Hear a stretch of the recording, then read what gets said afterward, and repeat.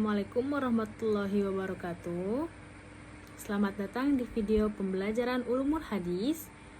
Perkenalkan, nama saya Sela Febions dari Program Studi Pendidikan Bahasa Arab IAIN Pontianak. Video ini saya susun untuk memenuhi tugas mata kuliah Ulumul Hadis yang diampu oleh Bapak Ferianto MPD. Hari ini kita akan membahas materi inti pengertian hadis, sunnah, khobar, atsar, hadis qudsi, serta perbedaan hadis Nabi, qudsi, dan Al-Quran. Secara spesifik, tujuan pembelajaran kita adalah: pertama, mendeskripsikan pengertian 4 istilah dasar, hadis, sunnah, khobar, dan atsar. Kedua, menjelaskan pengertian hadis qudsi. Dan yang ketiga, menjelaskan perbedaan hadis Nabi, hadis qudsi, dan Al-Quran. Mari kita mulai dengan pertama, pengertian hadis. Secara bahasa, hadis berarti al-jadid, yaitu sesuatu yang baru. Kebalikan dari al-qadim, yang artinya lama. Secara istilah, para ahli hadis didefinisikan sebagai ma udifu ilan nabi sallallahu alaihi wasallam min qaulin au fi'lin au takririn au wasfi. Artinya, segala sesuatu yang disandarkan kepada Nabi Muhammad sallallahu alaihi wasallam, baik itu ucapan, perbuatan, persetujuan, maupun sifat, ini mencakup seluruh keadaan Nabi Shallallahu Alaihi Wasallam. Selanjutnya, 2. Pengertian sunnah. Secara bahasa, sunnah adalah as-sirah al-muttaba'ah, yang berarti jalan yang diikuti. Secara istilah, sunnah mencakup segala sesuatu yang diikuti dari Nabi Muhammad Shallallahu Alaihi Wasallam, termasuk perjalanan hidupnya. Pengertian khobar, bahasanya an-naba, yang berarti kabar atau berita. Dan secara istilah ada 2 pendapat. Pertama, khobar semakna dengan hadis, namun pendapat lain mengatakan khobar lebih umum dari hadis. Ini diperkuat oleh Syekh Utsaimin, al-khobar ma udifa ilan nabi sallallahu alaihi wasallam wa ila ghairihi, yakni khobar disandarkan pada Nabi sallallahu alaihi wasallam dan juga kepada selain beliau.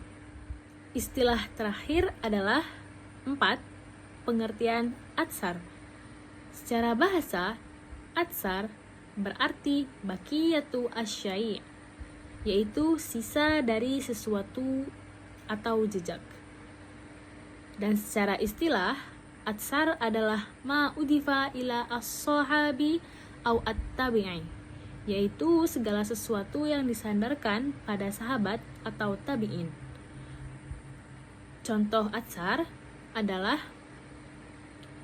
pernyataan dari Umar bin Khattab radhiyallahu anhu, "Tidaklah kami mencemaskan apa yang diturunkan Allah, melainkan kami khawatir akan apa yang diturunkan pada manusia." Setelah mengetahui definisinya, mari kita lihat perbedaan pokoknya dalam tabel. Hadis bersumber utama dari Nabi Muhammad SAW dengan isi ucapan, perbuatan, dan sifat, dan kedudukannya adalah dalil syariat utama. Khobar memiliki sumber yang umum, Nabi, tabi'in, dan sahabat, dan kedudukannya lebih luas dan tidak selalu hujjah, yang artinya argumen. Atsar bersumber dari sahabat atau tabi'in dengan isi ucapan atau perbuatan mereka dan berfungsi sebagai penjelas atau penguat pemahaman agama. Mari kita masuk ke materi hadis qudsi. Hadis qudsi adalah hadis yang diriwayatkan oleh Nabi Muhammad SAW dari Allah Ta'ala. Terkadang disebut juga hadis robani atau hadis ilahi. Hadis qudsi adalah wahyu yang maknanya berasal langsung dari Allah Subhanahu wa Ta'ala, sementara redaksi atau susunan kalimatnya berasal dari Rasulullah. Untuk lebih jelas, ini adalah contoh hadis qudsi yang masyhur dari Abu Hurairah. Ana indazan abdi bi, yang artinya Allah Ta'ala berfirman, sesungguhnya aku di sisi persangkaan hambaku dan aku bersamanya ketika ia mengingatku. Pesan moral di dalamnya sangat dalam dan spiritual. Terakhir, di pembahasan istilah, hadis Nabi adalah apa saja yang disandarkan kepada Nabi SAW, baik perkataan, perbuatan, persetujuan, atau sifat. Contohnya, sesungguhnya sahnya amal itu disertai dengan niat. Contohnya, ajaran sholat, beliau bersabda, sholatlah seperti kamu melihat aku melakukan sholat. Contohnya, persetujuan beliau terhadap makanan dab.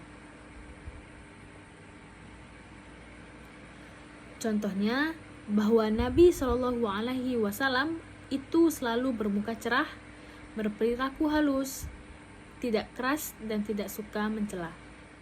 Mari kita rangkum perbedaan pokok antara Al-Quran, hadis qudsi, dan hadis Nabi. Baik Al-Quran maupun hadis qudsi, sumber maknanya mutlak dari Allah. Sedangkan hadis Nabi dari Nabi Muhammad. Al-Quran lafaznya dari Allah, namun hadis qudsi dan hadis Nabi lafaznya berasal dari Nabi SAW.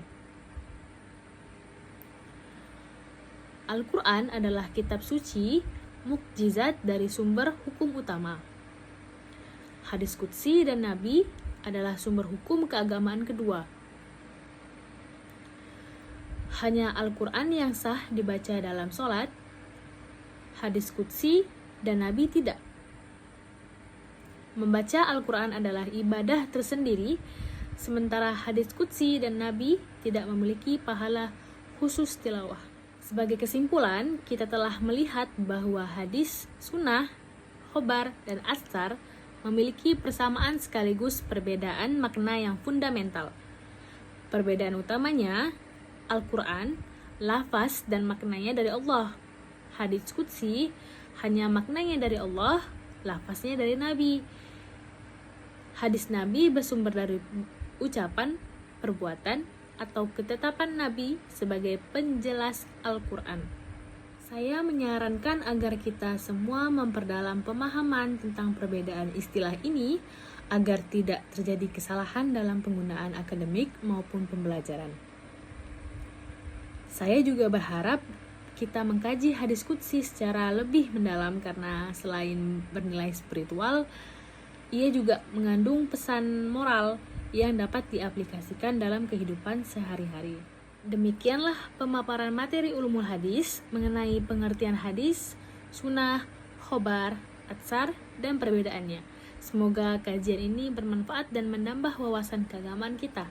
Terima kasih atas perhatiannya. Wassalamualaikum warahmatullahi wabarakatuh.